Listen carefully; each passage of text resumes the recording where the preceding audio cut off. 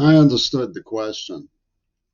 He came over as a resigned, give the faggot a chance, shudder.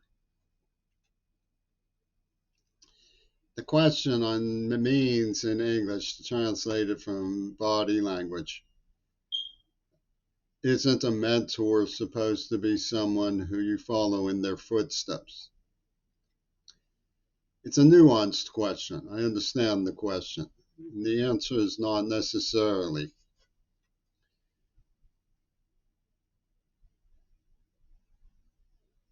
We need, as American statesmen, editorialists, and students, to learn to appreciate nuances because they're descriptive of our character when we make choices that are founded in information, morality, and spirituality. One of the differences of opinion I have with someone I largely agree with, Ruth Ben-Ghiat, who authored The Strong Men, is she says that all strong men are personality types who the group feels represents them more than legislature or judiciary. In a way, I think that Vladimir Putin represents as an embodiment of the West's misunderstanding of Russia. We're in a similar situation to what Russia was under the punishing aggression of the Wehrmacht of Adolf Hitler, although it hasn't come to open combat. The people trying to destroy America are tuning into our vulnerabilities. We need to know what they're doing, and we need to understand what they're doing. Vladimir Putin, because of people like his mother, there never was, thank God, a Battle of Moscow. We need to understand that Russia does know the difference between right and wrong, but they're capable of putting up a united front of great brutality and even criminality when they feel that they are faced with the same. I'm not trying to defend what they're doing. I'm trying to explain what I believe strongly is the best hope for a way out of senseless war.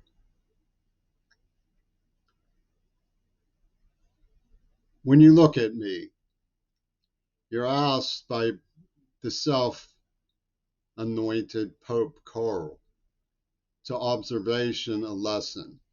How, he presents, could you imagine this thing, a mentor, go, follow in its footsteps, see how it goes.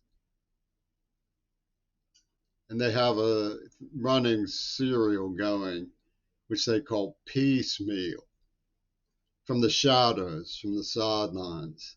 They come swiping like a Monty Python knight, cutting off another knight's legs, arms, until he says, I'll bite your head off. And you're supposed to laugh at this British satire of the American civil rights movement. An ugly, brutal, criminal cartoon. Admittedly, America has never been completely innocent of such cartoons, but they have come to embody such cartoons at times too. For example, the man who comes out singing in the Green Berets in German. The war in Vietnam was nothing but an attempt to weaken America and make us enemies by stage management behind the scenes. Of course, we cruelly depicted our enemies in World War II as buck-toothed monkeys sitting on Adolf Hitler's lap. But what we're talking about when Trumpy Toon jeers Biden's invalid footsteps, the cartooning by a masked bandit of Franklin Delano Roosevelt as a spineless cripple coiled up in a wheelchair. This is dark and malicious attempts to make us out to be worthy only of servitude to lords and masters who do not mean us well. Let's look at Ramaswamy for a moment.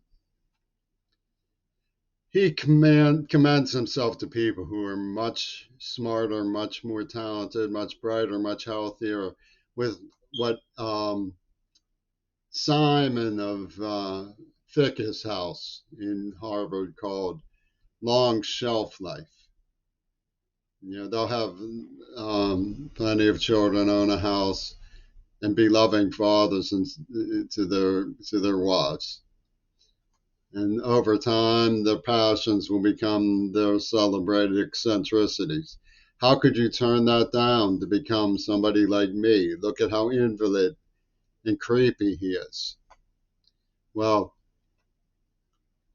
I'm not asking to be anybody's mentor or following anybody's footsteps, but the bugle of public warning is the first important amendment of the free press estate that we have inherited and celebrate as our contribution to the world, for which in some places we are still loved. One of the things that the free press does is passes the torch to other people in faith that they stand together once they know the truth.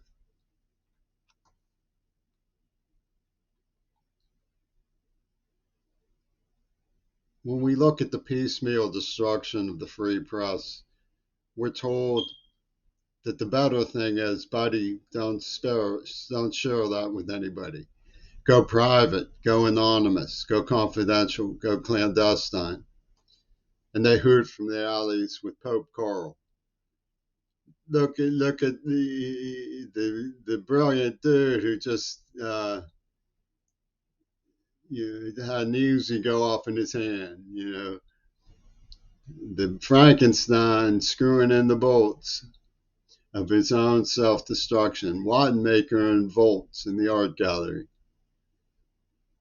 He ate the Attenborough girl, and now he has Parkinson's. Pork some more for us, Squeerbait.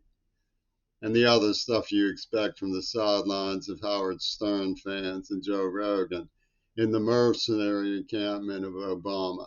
Go ahead, follow him, they laugh. Go ahead, follow him. And Pope Carl says, show them the truth, Query.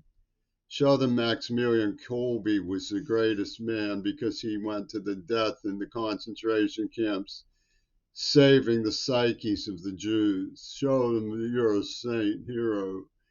Die with the afflicted, die with the afflicted. And this is their catcall from the margins. And it may even be the temperament that we're getting from that temperamental hombre Putin might be a synthesis of values between the Russian Orthodox Church and the anti-communists of Reagan. There was a song by Seals and Crofts called Funny Little Man. And the rain comes and the hill doesn't stand, where he tries to build a church. And he's funny. In other words, the forces of Schadenfreude are supposed to be our character. It's like if Panacea could sing, people would be marching to his concerts. The content of the character is subsumed into a larger structure, dominated by more sensitive musicians, capable of a finer liqueur. Because after all, you want to tip your glass one SOB to another and say, drink this, brother. It's the tastiest thing of all. And this sort of mentality has encompassed the United States of America as though the Pope Carls are the real popes, as though making a mockery of somebody inherently makes them a lesser man. I got to the bottom of where this was leading. They set up a trail of bread that led to the gas chamber. They put it in the movie Killing Fields, where the man went to bite an apple and was shot in the head for it. This, they say, is the Oliver Stone doctrine in its purest form. America needs to warn one another.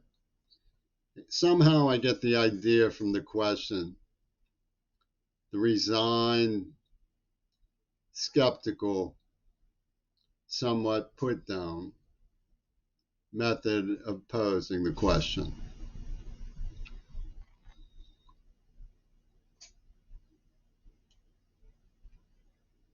The idea that a mentor who's destroyed isn't a mentor at all.